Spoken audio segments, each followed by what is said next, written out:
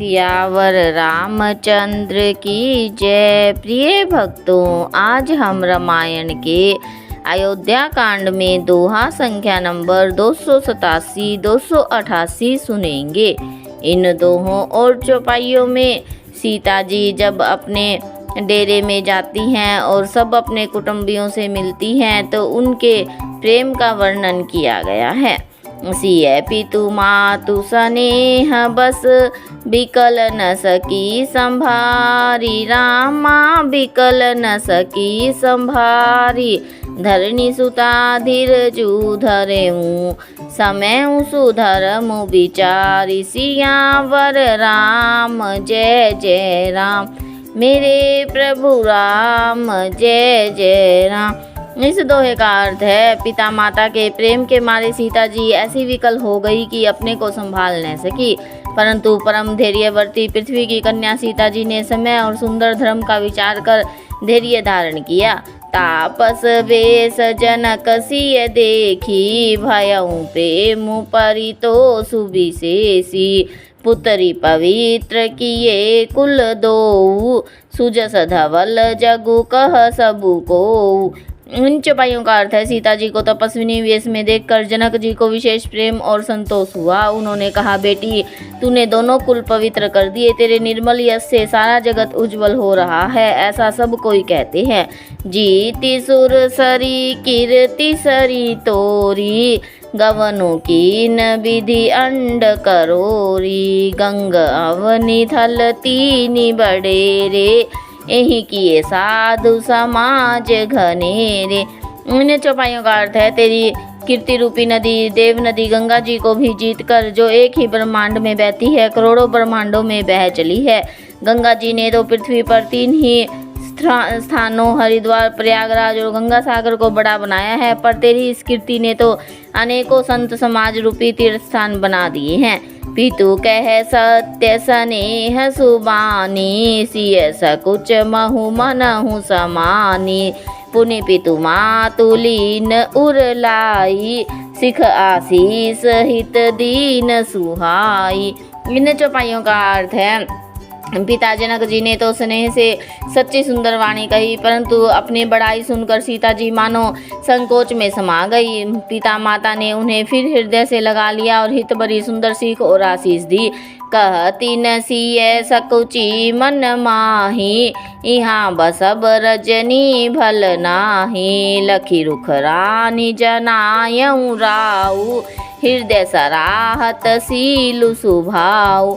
इन चौपाइयों का अर्थ है, सीता जी कुछ कहती नहीं, परंतु मन में सकुचा रही है कि रात में सासुओं की सेवा छोड़कर यहाँ रहना अच्छा नहीं है। रानी सुनैना जी ने जानकी जी का रुख देखकर उनके मन की बात समझकर राजा जनक जी को जना दिया। तब दोनों अपने हृदय में सीता जी के सील और स्वभाव की सराहना करने लगे।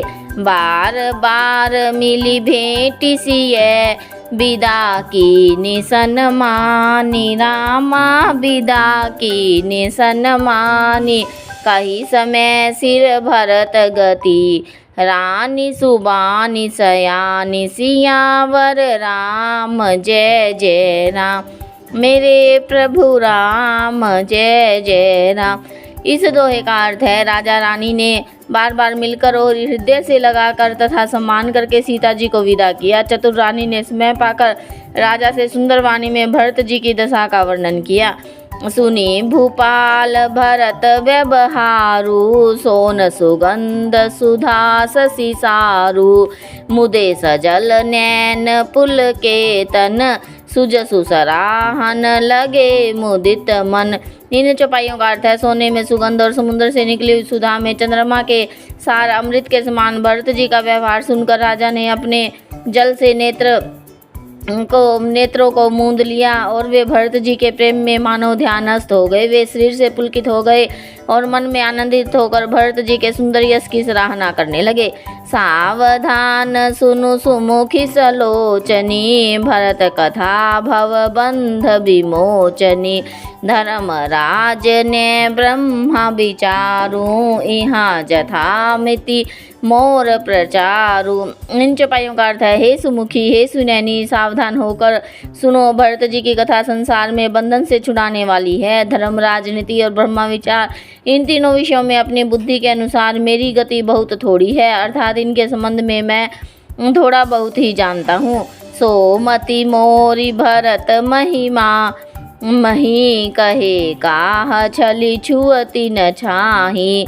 विधि गणपति अहिपति शिव सारद, कवि गोविंद बुद्ध बुद्धि विशारद। इन चौपाइयों का अर्थ है, वह धर्म, राजनीति और ब्रह्म ज्ञान में प्रवेश रखने वाली मेरी बुद्धि भरत जी की महिमा का वर्णन तो क्या करे, छल करके भी उसकी छाया तक को नहीं छू पाती। ब्रह्मा जी, गणेश जी, शेष जी, महादेव जी, सरस्वती जी, कवि, ज्ञानी, पंडित और बुद्धिमान, भरत चरित कीर्ति कर तूति, धर्मशील गुण विमल विभूति, समुझत सुनत सुखद सब काहू, सुचि सुर सरी रुचि निदर सुधाहु। इन चौपाइयों का अर्थ है, सब किसी को भरत जी के चरित्र, कीर्ति, करणी, धर्मशील गुण और निर्मल ऐश्वर्य समझने में और सुनने में सुख देने वाले हैं, और पवित्रता में गंगा जी का तथा स्वाद में अमृत का भी तिरस्कार करने वाले हैं।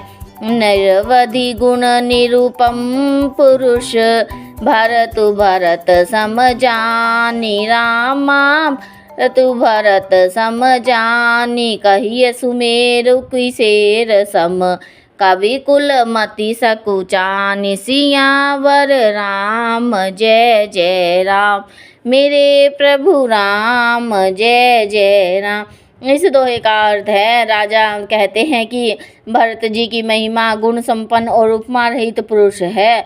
भरत जी के समान बस भरत जी ही है, ऐसा जानो। सुमेरु पर्वत को क्या शेर के बराबर कह सकते हैं, इसलिए उन्हें किसी पुरुष के साथ उपमा देने में कवि समाज की बुद्धि भी सकुचा गई। सियावर रामचंद्र की जय।